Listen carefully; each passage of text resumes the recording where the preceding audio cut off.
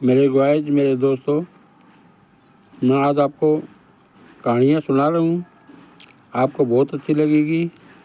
मेरे वीडियो को like, share, comment और सब्सक्राइब ज़रूर से करना दोस्तों।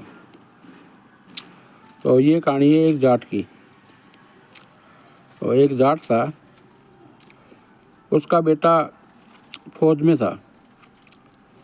तो उस बेटे ने अपने घर कागज़ लिखा कि बाबूजी, मेरे को 15 किलो और आप घी दे के जाओ। तो बोला ठीक है भाई। तो उसने जाटनी से कहा, अभी 15 किलो घी मंगाया बेटे ने, तो कैसे लेके जाऊं? तो जाटनी ने कहा, ये अपना पोस्ट ऑफिस नहीं गया, अपने जिसमें चिट्ठी पत्री डालते हैं, तो आप वहीं पे चल जाओ, ना अपना किराया लगेगा ना पैसा, और घी सीधा पहुंच जाएगा और आप भी पहुंच जाओगे। तो उसने घी का पीपा लिया और पोस्ट ऑफिस का जो ढोल नहीं होता है उसको लगा के सिर ऊपर पीपा और वहाँ पर खड़ा हो गया। अब जब डाकिया वो ढोल में से चिट्ठी निकालने आया तो सामने उस जाट को देखा। तो डाकिया ने पूछा, अरे ये क्या कर रहे हो भाई? बोलो, मैं मेरे बेटे को घी देने जा रहा हूँ। तो बोलो, ऐसे घी दिया जाता है क्या? तो कैसे दिया जाता है? इसके अंदर तो मैं घुस नहीं सकता, तो कैसे दिया जाता बताओ? अरे बोलो, इसमें खाली चिट्ठी पत्री है ना, वो जाती है। ये घी और घी का पीपा और तू इसमें नहीं जा सकते। तुम्हारा वजन बहुत भारी है भाई, तुम्हारे को तो पूरा पार्सल करना पड़ेगा।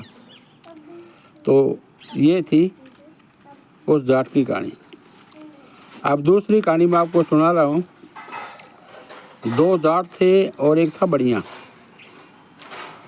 तो वो गांव की स्टेशन के पास पहुँचे तो वहाँ से एक गाड़ी वो जा रही थी। तो उसने जैसे तैसे करके और गाड़ी रुकवाई और उसके डब्बे में बैठ गए।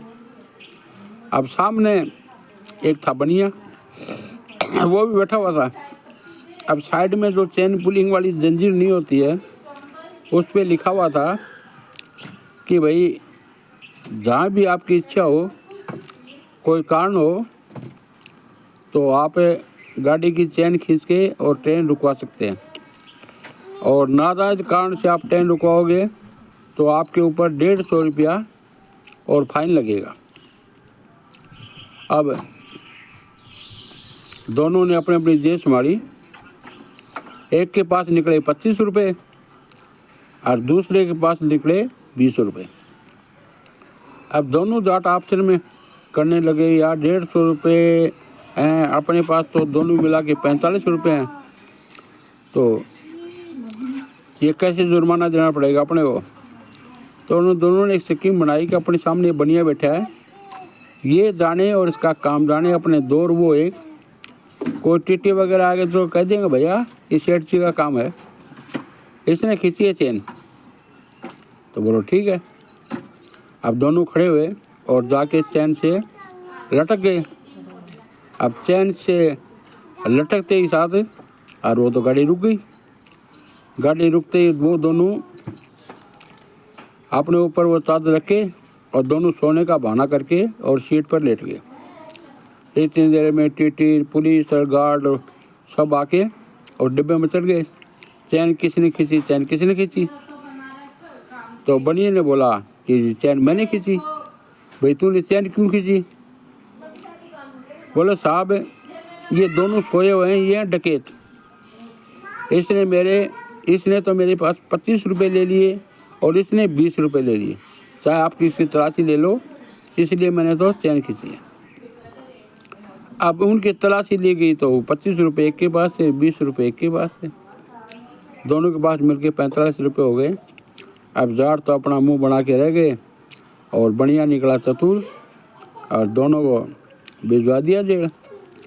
तो ऐसी थी भैया जाट और बढ़िया की कहानी। एक बार ये जाट की कहानी है। तो उसका जाट का बेटा फौज में रहता था। तो उसने चिट्ठी में लिखा कि पिताजी, मेरी वाइफ है वो आप वाइफ को आप लेके आ जाओ।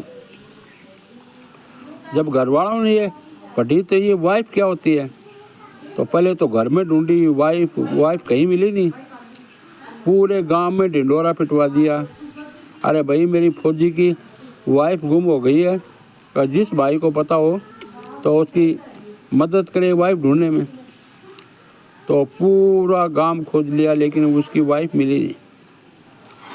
2 महीने बाद में और वो फौजी आया तो जाट ने वो चिट्ठी पहले उनसे पहले लिख दी थी आने से पहले, कभी तुम्हारी वाइफ को हमने सारी जगह ढूंढ लिया, तुम्हारी वाइफ नहीं मिली। अब फौजी जब घर पे आया तो उसकी वाइफ वो सामने बैठी हुई थी, काम कर रही थी।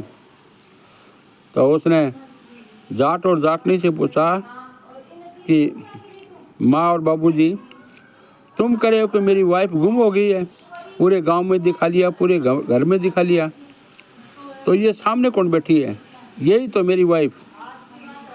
अब जाटनी ने पूरा सिर पे मारा थप्पड़, क्या बोला रे यार, तू ऐसे ही बोल देता कि भाई मेरी घरवाली को लेके आओ, ये वाइफ क्या होती है, घरवाली लिख देता तो हम वहाँ आ जाते। तो भैया ये है पुराने ज़माने की कहानी। आपको ये कहानी अच्छी लगी है तो आप लाइक शेयर कमेंट, और जिसका सब्सक्राइब नहीं किया हुआ है वो ज़रूर से सब्सक्राइब करें। जय हिंद।